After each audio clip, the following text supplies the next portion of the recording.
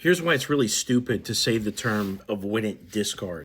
And if you're listening to coaches that say it this way, to me, it's really stupid. You probably shouldn't be listening to them. Here's why. First of all, you can't even lump all avoidance into one category because there's two very distinct types and they're worlds apart in terms of the way that they think and feel. You've got the dismissive avoidant, which is somebody that's undergone neglect and they have real capacity problems in terms of emotional processing time and bandwidth for big feelings and this kind of a thing. And they have this core wound of feeling broken. And you have the fearful avoidant, which is somebody that has been traumatized. Maybe they've gone through some kind of abuse or ex is cheating, some kind of trust break, and they have trust issues at their core. And this makes them much more combative in conflict. They're hyper vigilant and they're on the lookout for getting hurt. And they can be a lot more like, spicy and chip on the shoulder-ish and this kind of thing, right? Whereas a DA is so much more low key, so much more non-dramatic per se. Except for at the end when they're telling you to respect their boundaries and you're stalking me and all that. Like they get pretty dramatic, like at the break, later. But anyway, you can't lump all avoidance together. So first of all, to say avoidant discard, it's like, okay, well, which one are you talking about? Now, when people talk about avoidance, typically what they're referring to is like dismissive avoidance. That classic weird behavior that you get, the emotional unavailability, and all that. Like, yes, it can be a fearful avoidant. But typically it's going to be a dismissive avoidant that's doing all the weird shit that you really don't understand. And when you think about why a dismissive avoidant acts the way they do, it has nothing to do with a discard the same way that you would. When we think about discards, we think about narcissists, right? Somebody that's using you and then they no longer have a use for you, so they throw you away like a piece of trash.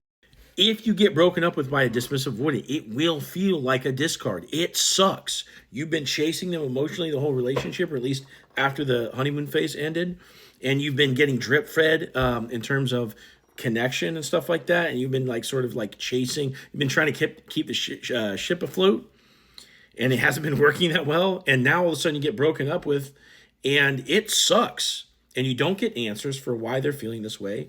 And they get cold, they get mean. Sometimes they just disappear altogether. And going through a breakup like this, it sucks. It feels like a discard for sure.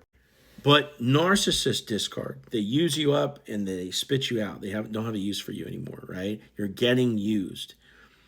Dismissive, it can feel like you're getting used with a dismissive avoidant. It's no doubt.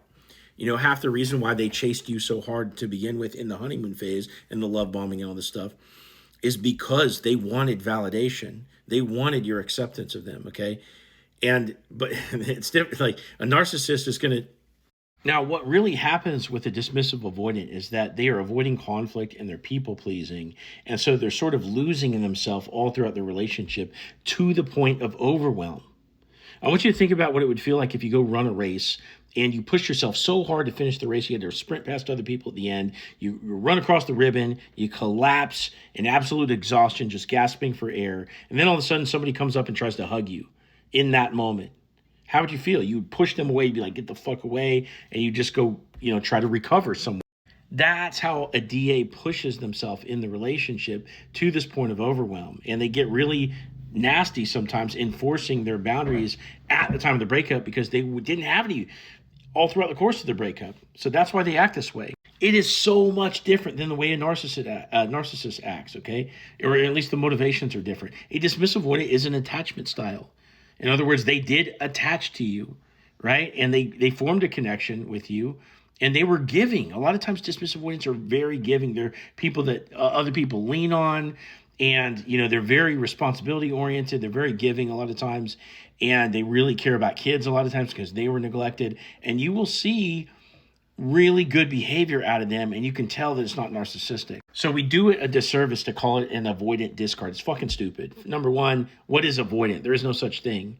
There's 4 different attachment styles, right? So it's stupid to begin with. But even stupider because it's not a discard. It feels like one. It sucks. If you've been through this, I'm sorry.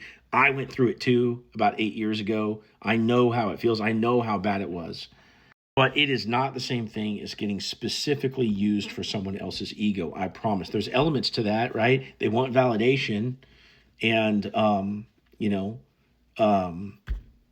that's probably it. It's probably just the validation, right? That's the only way that you're getting used, so to speak. But the rest of it's genuine. Now, if you want some help talking about your relationship, if you want to fully understand what happened in your breakup, if you want to know how to get your ex back, click into my profile, click this link, set up a call with me, and I'll talk to you soon.